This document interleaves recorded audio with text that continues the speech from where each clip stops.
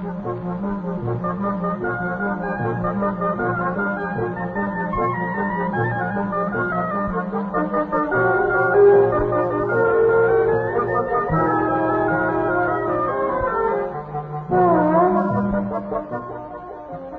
is the famous number 16 bus that winds all over Jerusalem, picking up students and professors and bringing them to the university.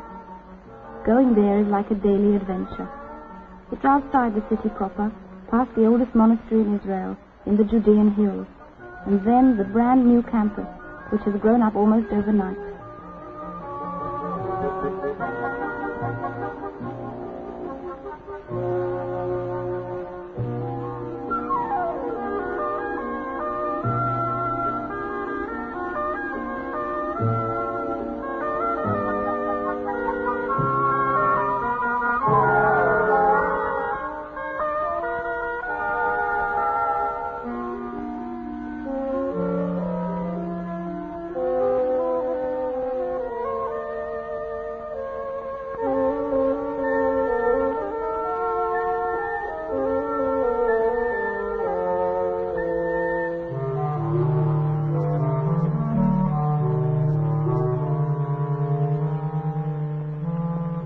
You look out the window and the place is changing all around you. Not day by day, but hour by hour. It's hard to believe that this was once a big rocky hill, just a chunk of wasteland.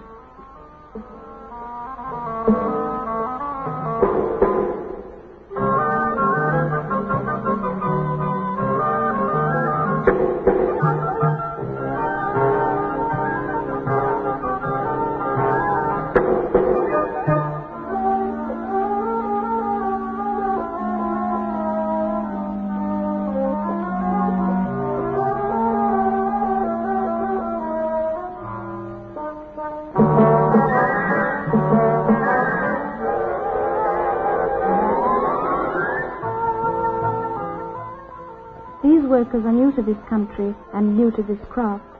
At the same time, they are learning a new language, Hebrew, and getting used to a different climate.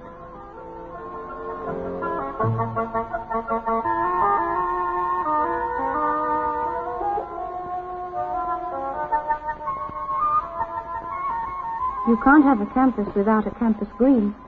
Looking down here, there's always something new to see. New students, new professors, a constant stream of visitors to Israel. There goes Professor Shuloff. He's the Pied Piper of Jerusalem. Why, he put the zoo into zoology, which happens to be his subject. His loves are the children of Jerusalem and animals, and as many hours as he can spare outside the laboratory and classroom, he spends bringing the two together. He created his own zoo in Jerusalem, and incidentally, being also a Bible enthusiast, he made it a biblical zoo. It has whatever animals mentioned in the Holy Book he could beg, borrow, or capture.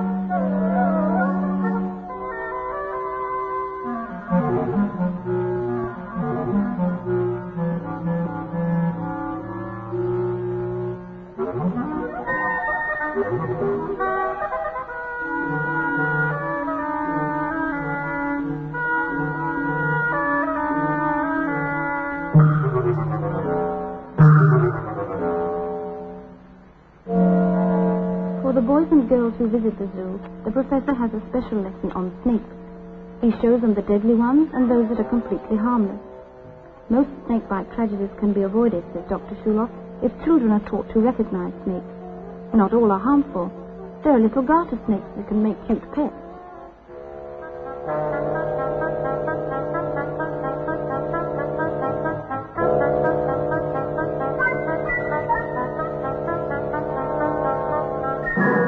Now let's see what makes a snake tick. I mean wriggle and bite.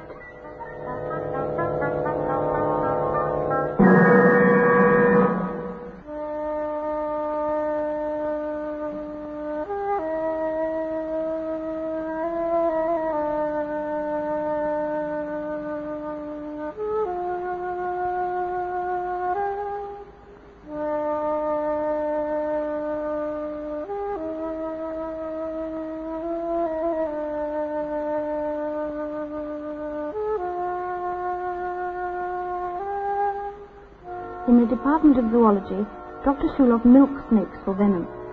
He is working on an anti-snake serum for those children and adults who are bitten. His main supporter is the National Health Institute of the United States, which is backing him with a grant of $65,000.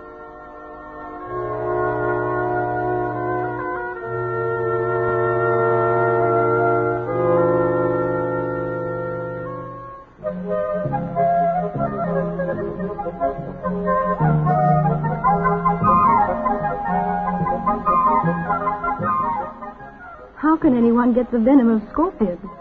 But an assistant of Dr. Shuloff has found a way. His electrical invention can milk one of these dangerous critters dry and even measure the venom to the tiniest drop.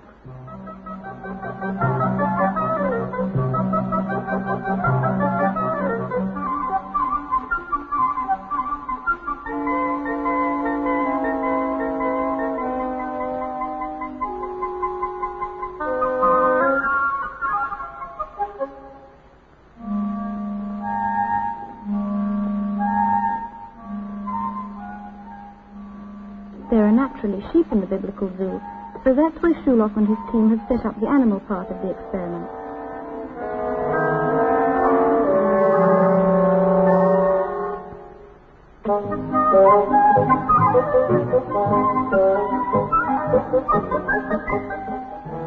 This campus is somehow too new-looking. What it needs is some statues to give it tradition and class.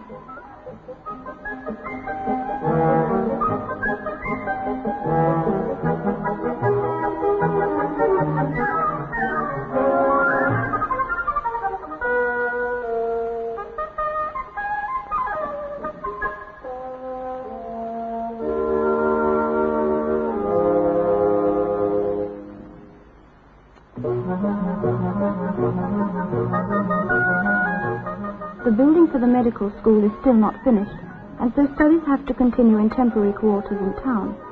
A third of the university's departments are scattered all over Jerusalem, just any kind of space that could be gotten hold of. All wait for the chance to have buildings on the new campus. Part of the medical school is set up in old offices of Christian missionaries. There is a password around here, Ein Brera, which means no alternative. Medical research goes on whether it's done in a converted cupboard, a washroom, or a corridor.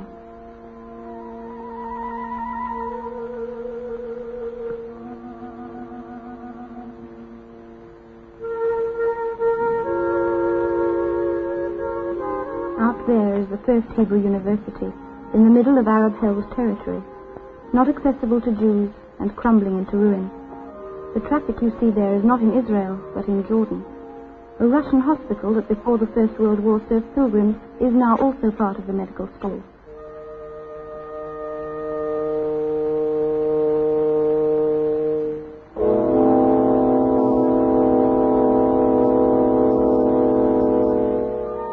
Professor Anna Rosine shows a new technique in cancer research. Cancer cells are placed in tiny capsular one-way chambers and then introduced into the belly tissue of rats. This technique establishes the reaction of the body on the cancer cells and prevents the cells from having a reaction on the body.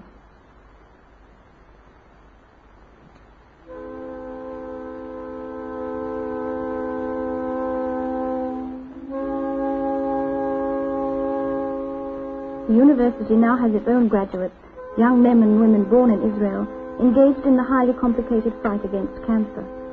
In these makeshift quarters, they use specialized equipment of the most advanced kind. This electron microscope takes a course of instruction to operate.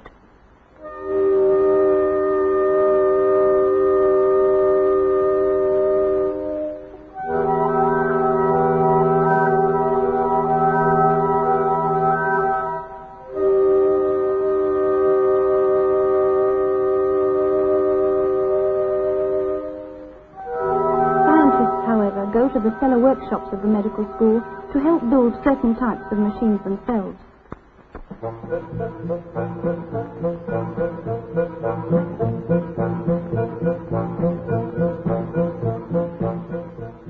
This machine was made for an experiment in cancer research by Professor Jack Gross. It contains an artificial heart and an artificial lung, and its purpose is to keep a kidney of a dog or rabbit alive and functioning for many hours.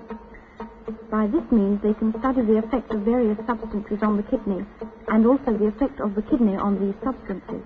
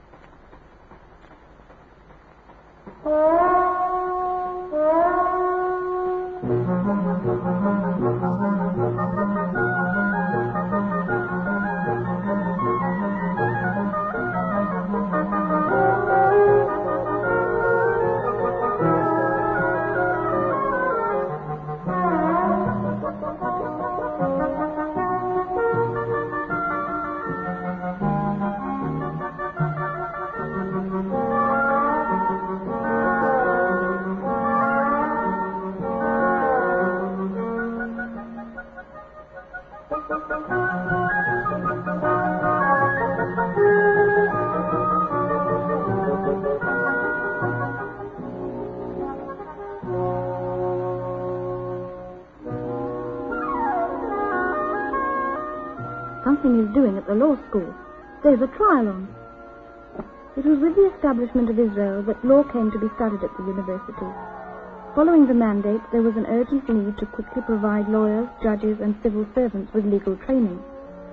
To provide facilities for research and teaching, the Canadian Friends of the Hebrew University put up the law building.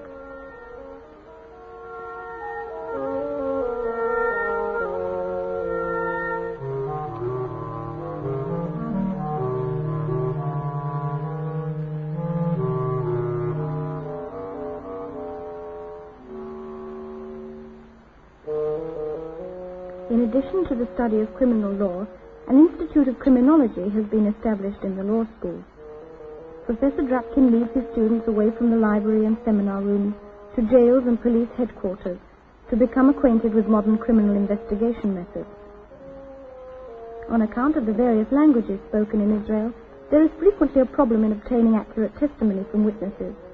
For this reason, a model is made of the scene of every crime, and this way they can point out people and places and things.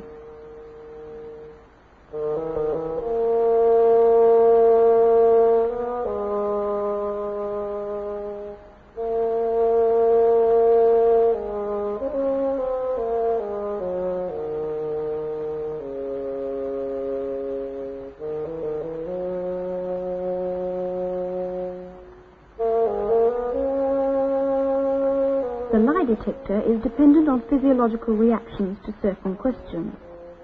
It is not foolproof.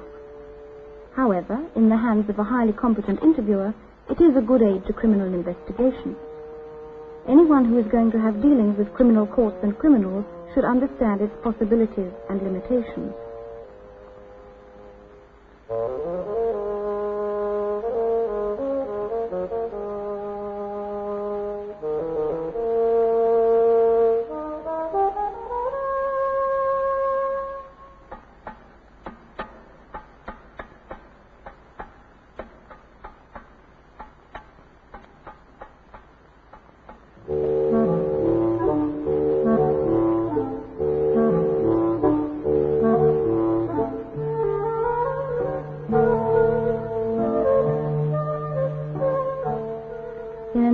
Selected villages, Hebrew University sociologists are conducting hundreds of interviews.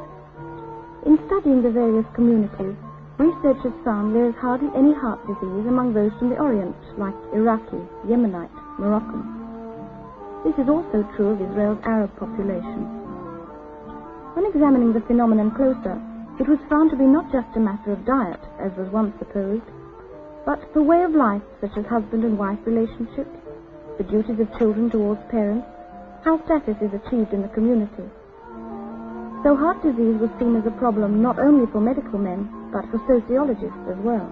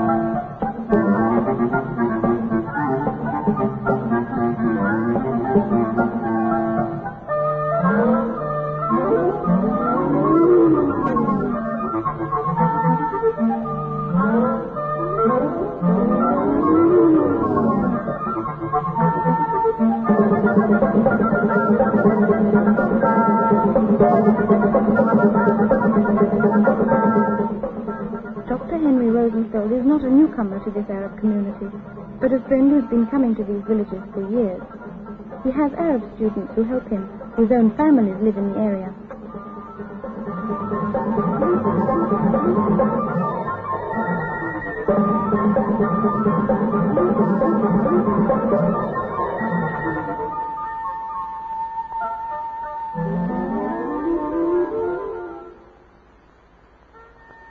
Back at the clinic, the medical professors also asked a variety of questions.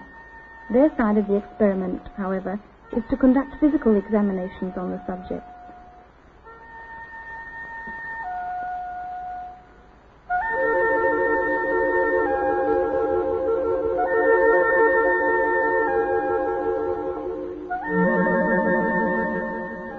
And far into the night, when Jerusalem is all quiet and still, the Hebrew University goes on shedding light and learning.